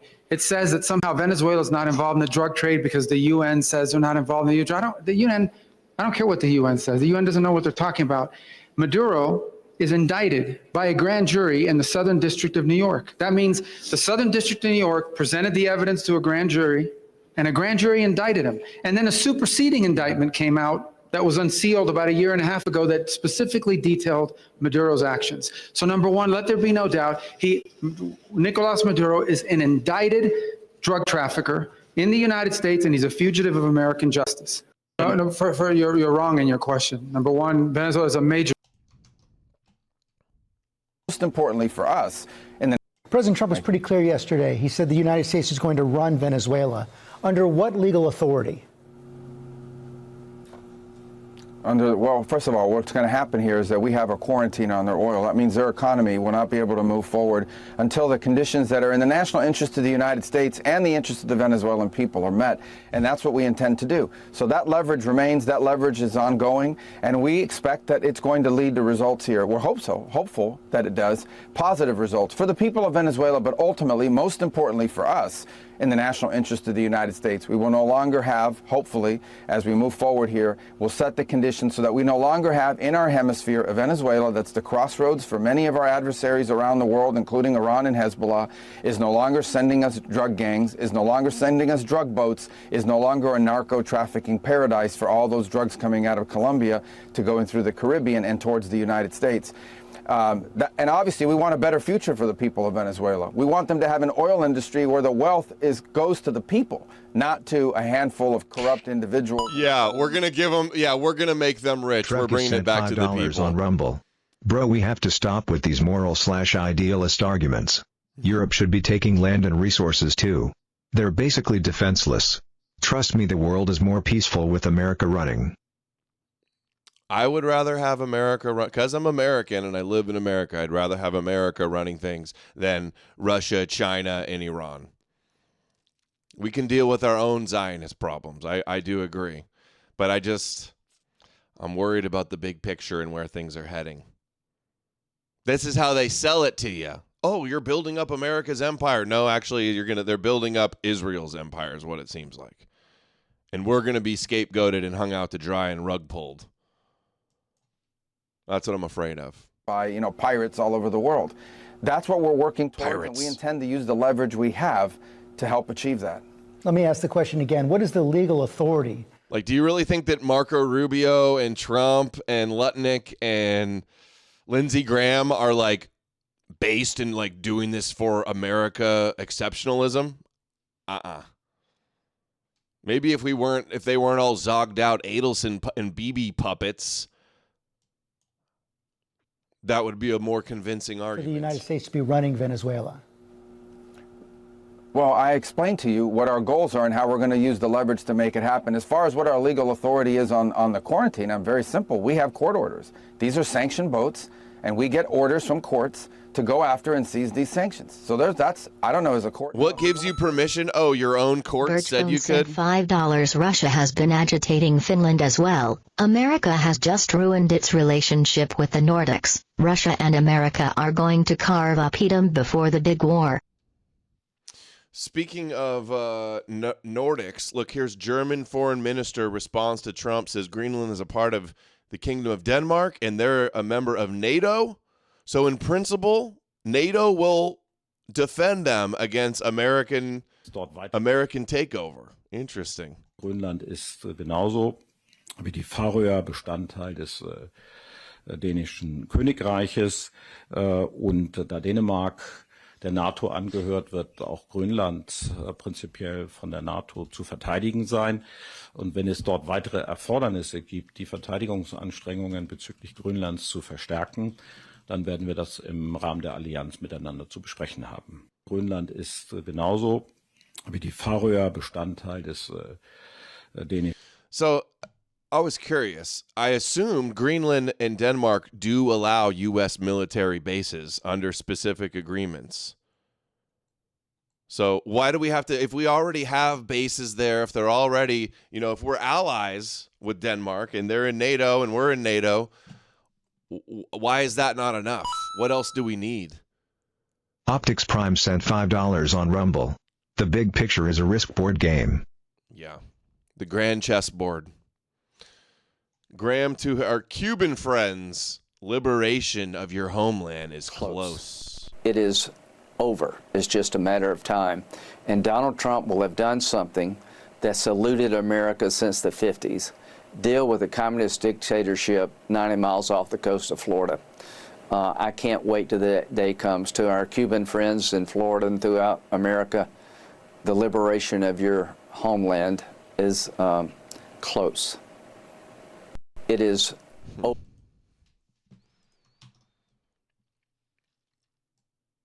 Let's do why the U.S. needs Venezuelan oil. Let's see. Stuff has gone down, but back to there's something else going. Now, Donald Trump is insisting that the main reason he's interested in Venezuela, the main reason the US is kind of looking at tankers off the coast of Venezuela comes back to drugs, the trade, the smuggling of illegal drugs out of Venezuela. But what if it's not? Nobody buys that story, by the way. Why even lie about that? It's such a bad lie. It's so unconvincing. They would have more credibility. It's a better argument just to say it's for the oil. It's to compete against Russia and China and Iran. It just makes you look like liars, and it's like you think we're gullible and stupid that you want to lie to us and give us this stupid excuse. Zorn Dare like Edom think sent we're $5 Adam. Hobby, you seen some of the AI propaganda blaming China and Russia for stealing Venezuelan silver? Mm-hmm. Link in Odysee chat. What did you say? Hold on. Something else Let me going look for on. that. What if it's partly about oil? Now, on the surface, you might be thinking, why does America even need Venezuelan oil? And I can kind of understand your point, because if you look at just total oil production, look, this is up until 2005, the US was there, Venezuela was there, Saudi Arabia was there. But as you probably know, since then, everything has changed. Look, American output has gone through the roof, way above Saudi Arabia, and Venezuela has gone basically to the floor, and that's kind of post-Chavez, Maduro. They're one of the minnows now, and I think 21st biggest producer in the world. So again, that question, why should America care? Well, in the US, that big rise is largely down to this. It's down to the shale revolution. So you've got fracking all around the US producing extraordinary amounts of crude oil. And here's where we get to the interesting bit. Because when you're thinking about crude oil, maybe you're just thinking about, well, look, barrels of oil. It's all the same, isn't it? Well, actually, no. So if you kind of look at crude oil, there are various different types of crude in different parts of the world. There's actually kind of various different ways you can categorize it. But one way you can look at it is look at the kind of density. So you're basically looking at how thick that crude is. And when I say thick, I mean literally how thick. This is showing you global production broken down by the density of that oil. And so you've got the kind of medium stuff. And this is probably, if you've got a kind of image in your mind of what crude oil looks like, it's a bit like this, It looks like a little crack pipe. Black, but it's not too viscous. It flows around. But there's other stuff as well. So this is light crude. What, dude? That's my green smoothie I drank this morning. It kind of almost looks like a smoothie, doesn't it? And that's the same stuff. This is still crude oil, but down to the kind of geological and the biological conditions in the ground. Teenage Mutant Ninja Turtle ooze. Being formed, hundreds of millions It's of years from the ago. bong. It comes out looking a bit different. And so that's light. You've also got heavy So what is stuff. Venezuela's got the heavy shit? It's kind of relatively small in global production, but this is gloopy. The diarrhea term? Stuff. The blob. Heavy oil. So heavy, medium, light. Remember that. And remember also the key thing here is you get it out of the ground, it may look like that, but ultimately you still need it to go into, someone's car, or indeed, be turned into chemicals. Basically, you need to process it. And that processing, that happens in places like this, in refineries. And there are refineries all over the world, of course. There are refineries all over the US as well. There's kind of more than 100 of them.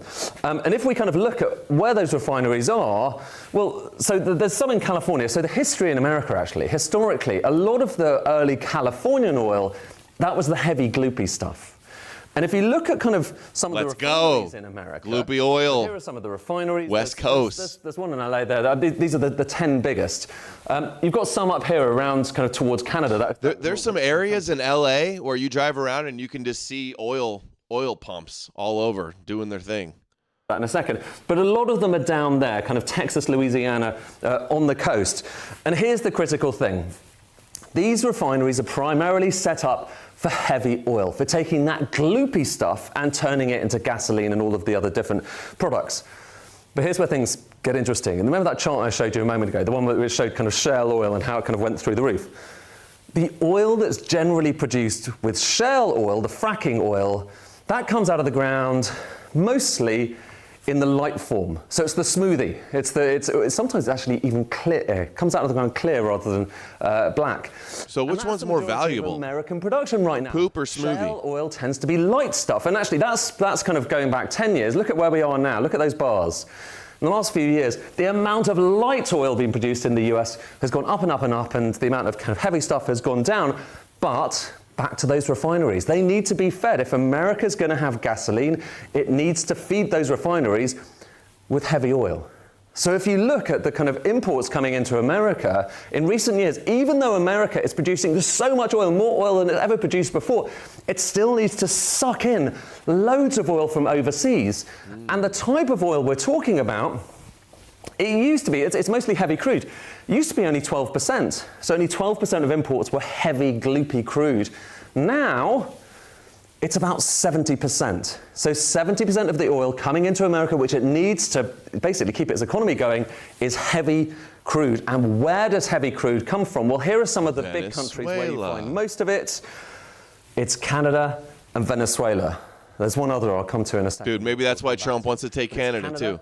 And it's Venezuela where you get most of this heavy crude oil, which is why, about to think about where those refineries are, they're mostly set up, kind of, you've got some in the north there to get the heavy oil coming out of Canada, and you've got some around the kind of Louisiana and elsewhere and Texas to get that heavy. Yeah, that's right. I see these guys arguing in the chat. Moloch Worshipper says, Putin literally said he would not help Iran because Israel is almost a Russian-speaking country. He said there's so many Russian Jews in Israel that he's not going to help Iran. That is true.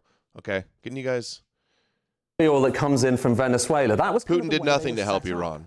And it's really expensive to rebuild these things. You can't just chuck out a refinery very easily. Yep, I followed you, Sober Jeff. In the Gulf of Mexico as well, and that was pretty heavy too. So you made it. The picture in America. And the upshot is, even though White Aryan Muslim sent $5. I took green pill out of my name. Had to donate. You have the best streams. And you changed it to White Aryan Muslim? That's funny. Appreciate you, bro. Hey, dude, you didn't have to change your name. Just become green pilled. Just take the full green pill, dude. That's what I wanted, not a name change. Dude, you're hilarious. Appreciate the support, dude. Imports, this is showing you imports of oil That's so into funny. America are still really high.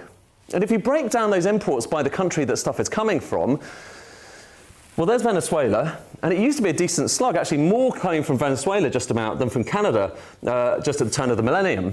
But now look at what's happened since. Right now, Canada has gone from 15% of all of the US imports of oil to 61%. 61%. And Venezuela, I'm ready for the gym. Let's go. Next to nothing. But here's what's Monday, bench day. Let's go. Lightweight. Looking towards Venezuela and thinking, well, there's TRT than just drugs. Look at total oil reserves around the world. The higher these bars are, the more oil there is in the ground, so that hasn't yet been taken out of the ground. Okay. So there you've got Saudi, Iran, Iraq. We saw this clip all of the usual earlier. suspects. But the biggest of all, and this is according to various different sources, the biggest of all is Venezuela. And what's that oil?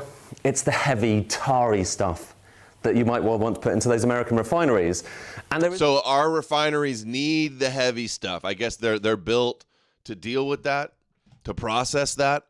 I still didn't get my answer on like which was more valuable, like raw material is the doo-doo looking stuff or the green smoothie looking stuff more valuable. It's like, is there more raw oil in the thick stuff you would think, or is it cost so much more to process it that the green stuff is more valuable? I don't know, dude. I'm not an oil expert.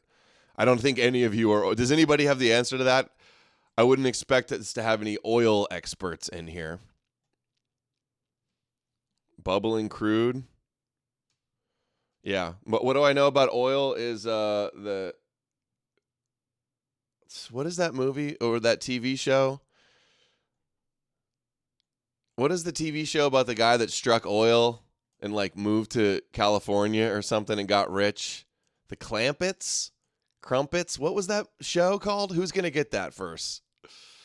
Beverly Hillbillies. Yeah, that's all. That's my knowledge of oil is like the Beverly Hillbillies. There's really only one other place in the world that has a kind of serious amount of heavy oil other than Canada and Venezuela. And lo and behold, guess where that is? Russia. All of which is to say, you know, it matters what kind of oil America needs. It's worth just delving into these kind of nuances because that helps you understand a little bit more about the backstory of geopolitics. Well, that's what it's about. I've seen enough. I've seen enough. Hold on. Come and listen to my story about a man named Jed. A poor mountaineer barely kept his family fed. And then one day he was shooting food, and up through the ground come a bubbling crude oil, that is. Black gold. Black Texas gold. tea. Texas well, the first tea. thing you know, old Jed's a millionaire. Folks said, Jed, move away from there. California. Florida is the place you ought to be. Loaded up the truck and they moved to Beverly Hills, that is. That is. Swimming pools, movie stuff. This is Trump. Somebody do the faces on Trump and Lindsey Graham and Netanyahu. They struck gold. Oil 101. Knee slap.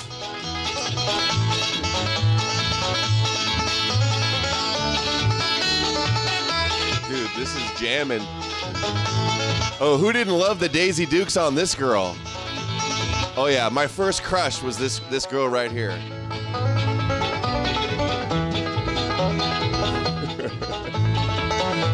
Dude, that's funny. That's the extent of my oil knowledge, was that theme song. Okay, let's hear what Jones has to say, some of Jones's takes on this. Now you rolled here, but this operation went so well that now I think it's emboldening him. I don't think I know. And they've instructed the military, it's already been done, for plans to hit Cuba. No, I'm not 60 years old. I didn't watch it when it first came out. My dad showed it to me when I was young, but it was already old then. I think didn't they do like a remake movie too? I'm pretty sure I saw the remake movie. Mexico and Colombia. That is not good. You already rolled the dice with Iran. It worked out, even though, and I wasn't against it. I said I'm against it because the dice may roll wrong. It worked out, huh? And it rolled right. And now you rolled here, and it came up perfect. But my God, you're not going to keep pulling the lever on the slot machine every time and getting, the triple cherries or whatever. So, and I know General Flynn's saying that, Tulsi Gabbard's saying that. I mean, this is just wild. And these countries are arranged against us. They are attacking us. They are engaged in predatory activity. And Trump's ending the old CIA money laundering system. Remember the New York Times was pissed. Oh my God, designating these cartels as terror groups is going to bankrupt Wall Street. Trump's like, no, I'll get so much foreign investment on real stuff that's good. Ellie Mae Clampett. Who remembers Ellie Mae Clampett? First crash. The market will go up, and their prediction was wrong. His was right.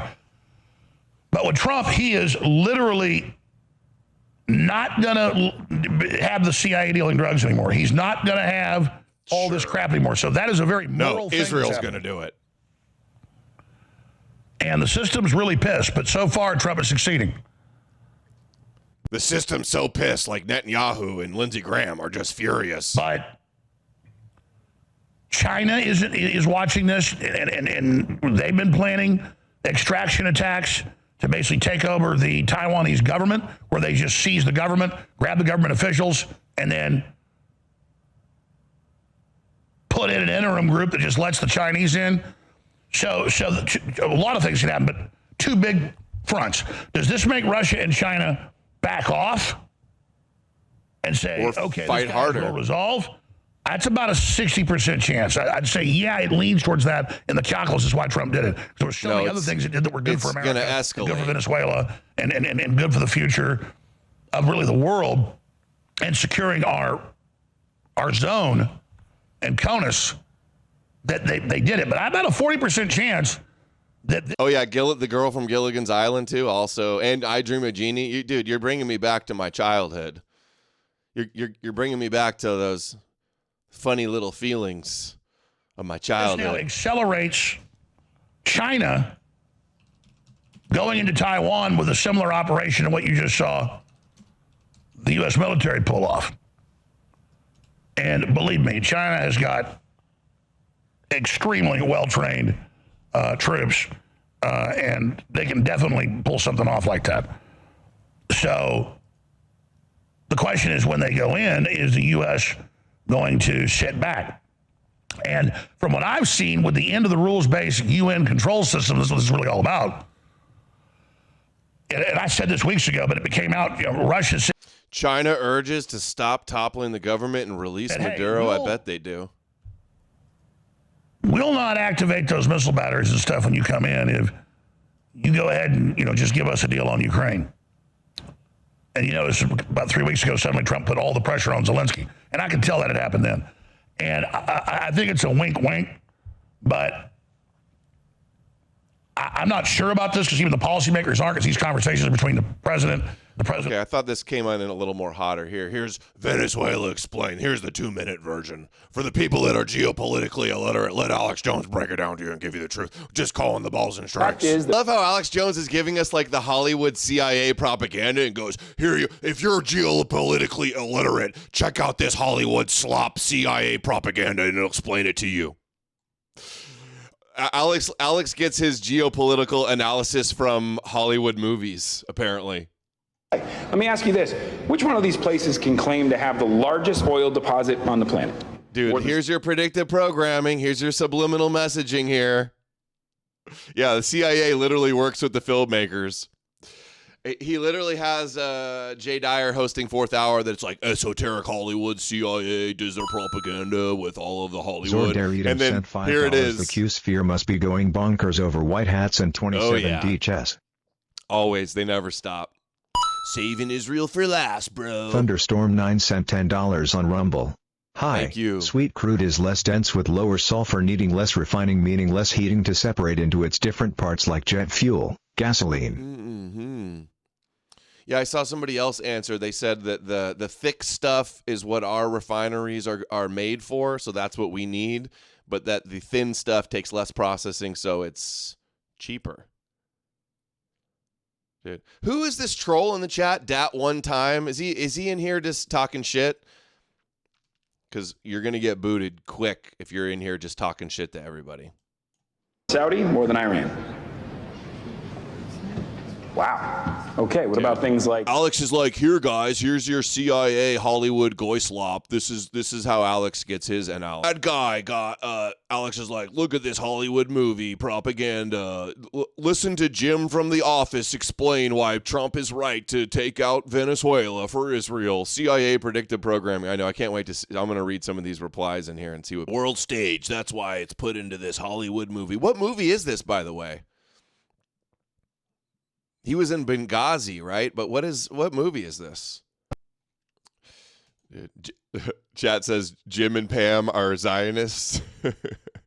Yeah, dude. A series on Amazon.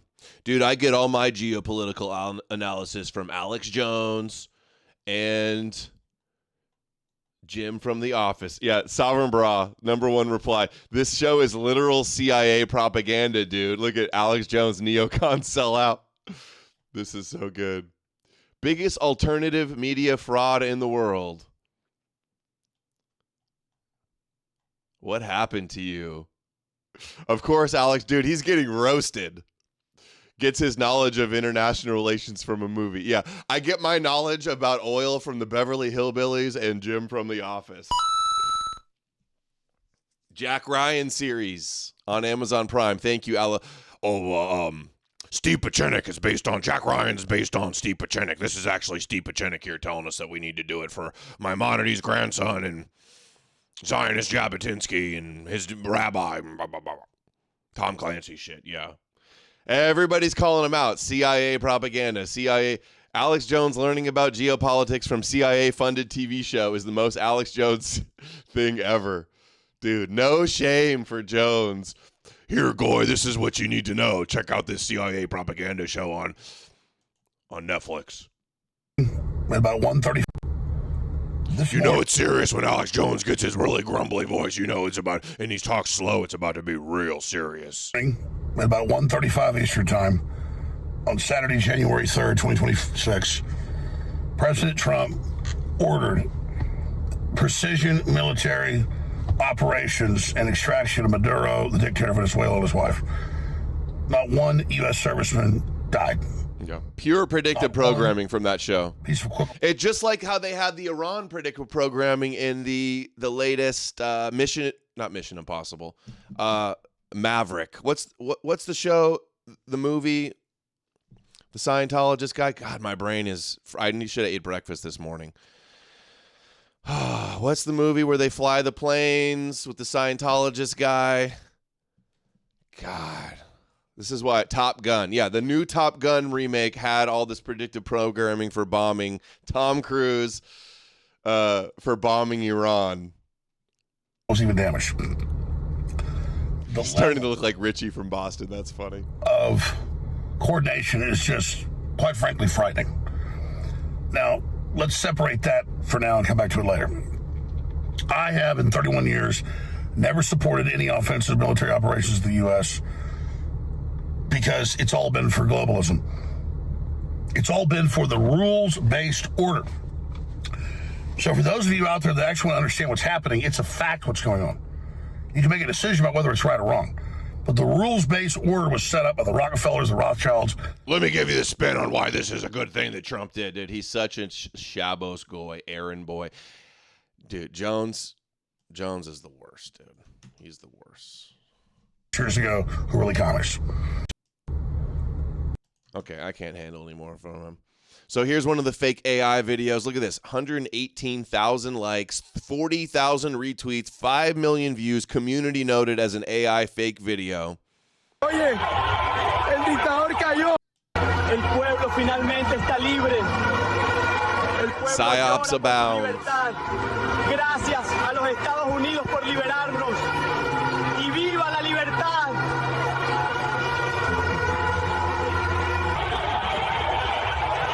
Oye, el dictador cayó. Finalmente.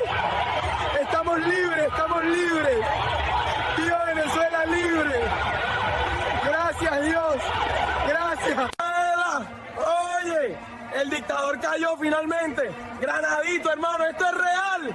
Estamos. So this Zionist-controlled op account, Wall Street Apes. Look at who he has in his thing. Followed by Elon, Rogan, Trump, Bongino, Alex Jones, James O'Keefe. Speaks volumes there. With the AI video, community noted, fake.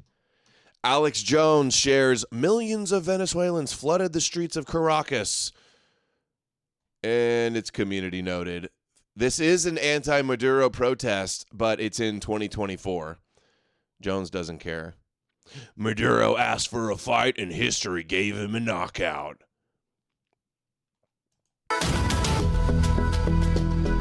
He challenged Elon to a fight.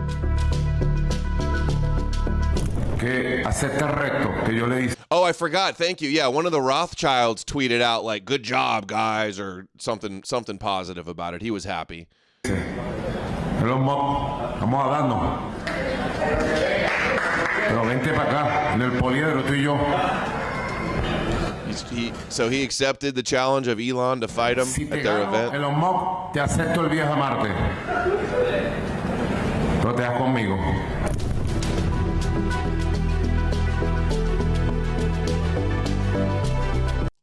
Musk accused Maduro of clinging to power and electoral fraud, escalating tensions. Some of that might be true, too. I know that's what they're saying, and there could be some truth to it. All right, hold on. Let's see now. Oh. Here, this is from the documentary. Mira, una vez yo me juramento inmediatamente. When I took the oath. Send a power chat through the link that's pinned to the top and pinned in the it's in the description below. It's powerchat.live/no-more-news. Una intervención.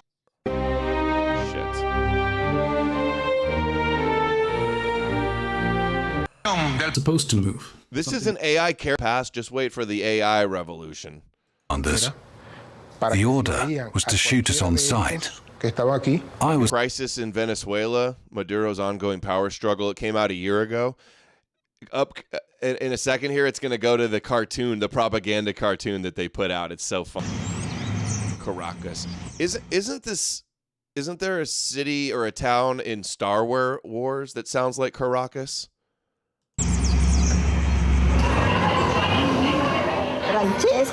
Francesca, come see, the new episode of Super Mustache is on.